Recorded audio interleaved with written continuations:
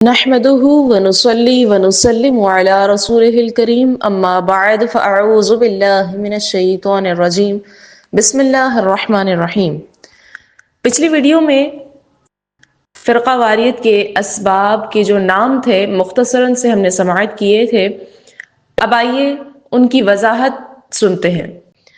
فرقہ واریت کے اسباب میں ایک جو بنیادی سبب ہے وہ ہے ترک قرآن۔ مذہبی فرقہ واریت کا بنیادی سبب یہی ہے کہ اہل مذہب قرآن کو خدا کے نازل کردہ ایک نصب العین کے طور پر لینے کی بجائے محض میراث میں ملی ایک ایسی کتاب کی صورت میں قبول کیے ہوئے ہیں کہ جسے محض اپنے نظریات کی تائید کے طور پر پیش کیا جا سکتا ہے۔ دوسرا سبب غلو ہے۔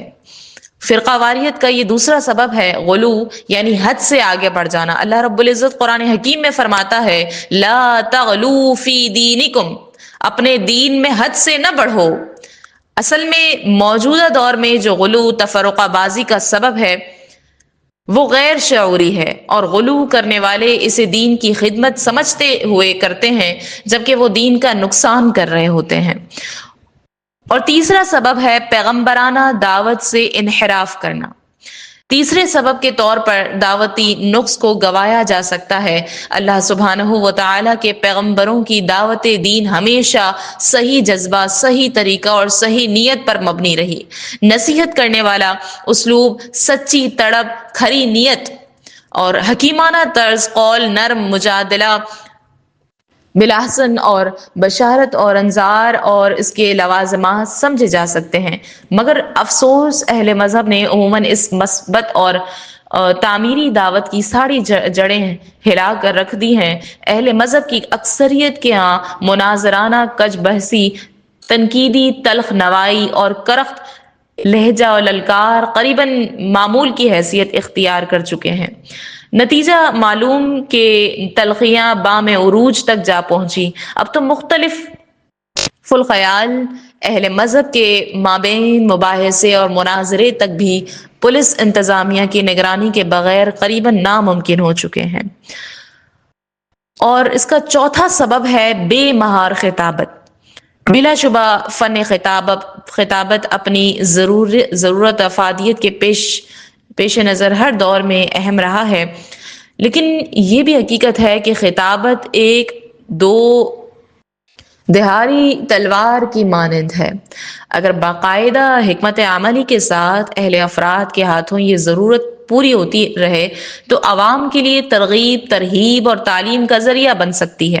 اس کے ذریعے رائے عامہ کو منظم کیا جاتا ہے، اور یہی خطابت جذبات کو رخ دے کر اہم مقاصد کا پیش خیمہ بن سکتی ہے۔ لیکن یہی فریضہ نااہل، ناقص العلم اور بے مہار خطبہ انجام دینے لگ جائیں تو یقیناً عوام کے دلوں میں عصیبتوں کے شعلے بھڑک اٹھتے ہیں۔ پھر انہیں شعلوں کی روشنی میں فرقہ واریت کے ناجائز محلات تعمیر کر کے ان کی پیشانی پر قصر غیرت دینی لکھ دیا جاتا ہے۔ تو چنانچہ اطراف میں پہلی فرقہ واریت کا رنگ گہرا کرنے میں سب سے زیادہ دخل اسی علم و اخلاق سے آری منہ زور خطابت کا بھی ہے۔ فرقہ واریت کے چند اسباب پیش کیے گئے ہیں، اب اس کے ہم نقصانات کو سماعت کرتے ہیں۔ فرقہ واریت نہ صرف ہماری دینی زندگی بلکہ ہماری دنیاوی ترقی اور اتحاد کے لیے بھی نقصان دہ ہے۔ فرقہ واریت کے کئی نقصانات ہیں۔ ایک تو باہمی اخوت کا خاتمہ۔ وہ مسلمان جو کبھی جسد و احد کی مانند تھے، فرقہ واریت کے لہر نے انہیں گروہوں اور طبقات میں بانٹ کر رکھ دیا ہے۔ وہ مسلمان جو جسد اور عہد کی مانند تھے، تو فرقہ واریت کی لہر نے ہی انہیں جو ہے وہ الگ الگ طبقات میں بانٹ کر رکھ دیا ہے۔ اسی فرقہ واریت کے باعث ہم عروج کی بجائے زوال کی طرف گامزن ہیں۔ وہ مساجد جو امن کا مرکز تھی، آج لوگ قتل و غارت، گرمی کے خوف سے ان میں داخل ہونے سے کتراتے ہیں۔ وہ مسلمان جو بھائی بھائی تھے، آج فرقوں اور گروہوں میں بٹ کر ایک دوسرے کے خون کے پیاسے ہیں۔ دوسرا نقصان یہ ہو رہا ہے دور جدید کے جو چیلنجز ہے، امت مسلمہ کو متعدد چیلنجز درپیش ہیں۔ آج ہمیں عقیدے اور مسلک کے نام پر پروان چڑھنے والے فتنوں کا سامنا ہے، تو دوسری اسلامی دشمن قوتیں اپنی بھرپور یلغار کے ذریعے چراغ مصطفی کو بجھانے کے لیے سرگرداں ہیں۔ مسلمانوں کے متحد نہ ہونے کے باعث اسلام پر آئے روز حملے ہو رہے ہیں۔ اسلام کو دنیا کے سامنے دہشت گرد مذہب کے طور پر پیش کیا جا رہا ہے۔ قرآن مجید میں تحریف کی ناپاک جسارتیں ہو رہی ہیں۔ پھر تیسرا نقصان ابہامات کے فروغ کے ذریعے ہو رہا ہے۔ مذہبی تعبیرات میں خیانت کرنے کی صورت میں جھوٹ، شوشے اور ادھورے سچ کے نمونے کئی بار دیکھنے کو ملتے ہیں۔ پوری حقیقت لینے کی بجائے ادھوری حقیقت لے لی جاتی ہے، یا پھر حقیقت کو بالکل ہی نظر انداز کر دیا جاتا ہے۔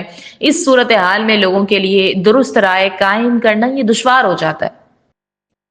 پھر ناحق قتل و قتال کا سلسلہ، فرقہ واریت کا زہر پوری طرح سرایت کر جانے کے بعد مخالف کا قتل مباح سمجھ لیا جاتا ہے۔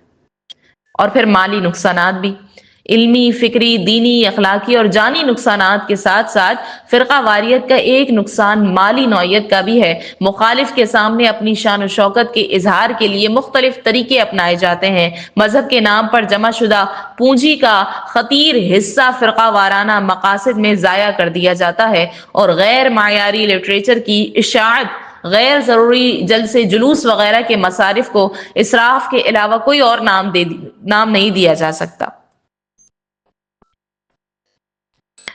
فرقہ واریت سے بچنے کی کچھ تجاویز ہم سنتے ہیں۔ حالات سنگین ہو جانے کے بعد بھی قابل تبدیل رہتے ہیں۔ اگر انسان درست سوچ اور درست عمل کو پذیرائی دینا شروع کر دے تو بگاڑ سے سدھار کا سفر یقیناً ممکن ہو جاتا ہے۔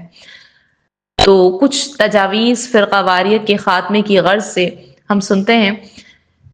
پہلی تو یہ کہ ایسی تقریر اور تحریر سے اجتناب کیا جائے جس سے عقیدہ توحید مجروح ہوتا ہو۔ ایسی تحریر اور تقریر سے اجتناب کیا جائے، بچا جائے۔ پھر ہر مسلک اور جماعت کے ذمہ داران خطبہ حضرات کے لیے میرٹ اور حدود متعین کیے جائیں، جس کے ذریعے نااہل اور بے مہار خطبہ ممبر اور محراب سے دور رکھے جا سکیں۔ پھر آپ مذہبی تعلیمی اداروں میں وحدت امت، انسانی حقوق، اخلاقی اہمیت، دوسرے مسالک کے حقوق کی اہمیت کو اجاگر کرنے والا مفید لٹریچر شامل نصاب کیا جائے، کیونکہ تعلیم اور تربیت کے بغیر انسان کی اصلاح کا مؤثر ذریعہ کوئی اور نہیں ہے۔ یوں ہی مدارس کے اساتذہ، علماء میں یہ شعور بطور مہم اجاگر کیا جائے کہ خود بھی اپنے طلباء کے سامنے مخالف مسالک شخصیات کی اہانت سے باز رہیں، اور طلباء کو بھی باز رکھنے کی عملی تربیتی کوشش کریں، اور اسلامی اخلاقی اصولوں کی پابندی یہ یقینی بنایا جائے۔ اختلافات کے دائروں میں فرق کو واضح طور پر سمجھایا جائے کہ کہیں اختلاف کفر و اسلام، کہیں حق و باطل کا، کہیں اہل قبلہ کے مابین، کہیں اولا غیر اولا وغیرہ۔ ہر اختلاف کا اپنا دائرہ، آداب اور احکامات ہیں، اس فرق کو خوب ملحوظ رکھا جائے۔ اسی طرح تہذیب اخلاق کے لیے مؤثر روحانی تربیت کا انتظام کیا جائے، حقیقی رواداری کا عملی مظاہرہ کیا جائے، اور عدم اکراہ کے قرآنی فلسفے کو اپنی زندگیوں میں لاگو کیا جائے۔ دینی تعلیم کے لیے مشترکہ اداروں کا قیام عمل میں لایا جائے تاکہ آپس میں پائی جانے والی جو غلط فہمیاں ہیں اس کا ازالہ ہو، اور علماء کے لیے جدید عصری تعلیم کا اہتمام بھی کیا جائے تاکہ مناظرانہ اور مجادلانہ طرز عمل کا خاتمہ ہو۔ اور پھر قانونی اقدامات بھی کیے جائیں۔ فرقہ پرستانہ سرگرمیوں کے خاتمے کے لیے کچھ قانونی اقدامات بھی کیے جائیں کہ منافقانہ اور خفیہ فرقہ پرستی کی حوصلہ شکنی کی جائے، تمام مکاتب فکر کے جو نمائندہ علماء پر مشتمل قومی سطح کی سپریم کونسل کا قیام عمل میں لایا جائے، ہنگامی نزاعات کے حل کے لیے سرکاری سطح پر مستقل مصالحتی کمیشن قائم کیا جائے، مذہبی سطح پر منفی اور تخریبی سرگرمیوں کے خلاف عبرتناک تعزیرات جو ہیں، جو سزائیں ہیں، سزاؤں کا نفاذ عمل میں لایا جائے۔ ہر مسلک کے علماء کی سپریم کونسل تشکیل کی جائے جو ہنگامی صورتحال اور دیگر مسلکی تنازعات میں مصالحتی کمیشن کا کردار ادا کرے۔ ریاست اور علماء کے تعاون سے ایک بورڈ تشکیل دیا جائے جس کی تصدیق کے بغیر کوئی لٹریچر شائع کرنا جرم قرار دے دیا جائے۔ تو ان اقدامات سے فرقہ پرستی کی لعنت سے نجات حاصل کی جا سکتی ہے۔ اگر ہم فرقہ واریت کی لعنت پر قابو پانا چاہتے ہیں تو ہمیں قرآنی پیغام وَاعْتَصِمُوا بِحَبْلِ اللَّهِ جَمِيعًا وَلَا تَفَرَّقُوا کو اپنا حرز جاں بنانا ہوگا، اور برداشت، اخوت اور رواداری کو اپناتے ہوئے جسد و احد کی طرح متحد ہونا ہوگا۔ آج ضرورت اس امر کی ہے کہ ہم باہمی اختلافات کو فراموش کر کے اسلام دشمن طاقتوں کے خلاف متحد ہو جائیں اور اسلام کے خلاف ہونے والے منفی پروپیگنڈے کا بھرپور اور منہ توڑ جواب دیں۔ ہمیں اس واضح حقیقت کو سمجھنے کی ضرورت ہے کہ اسلام کی بقا اور اس کا عروج فرقہ پرستی اور گروہی اختلافات میں نہیں بلکہ باہمی اتحاد اور یکجہتی میں پنہاں ہے۔ اللہ رب العزت سے دعا ہے کہ اللہ پاک ہمیں اختلافات سے بچتے ہوئے قرآن اور سنت پر عمل پیرا ہونے کی توفیق عطا فرمائے اور دین حق صراط مستقیم کا پیروکار ہم سب کو بنائے۔ وما علینا الا البلاغ المبین۔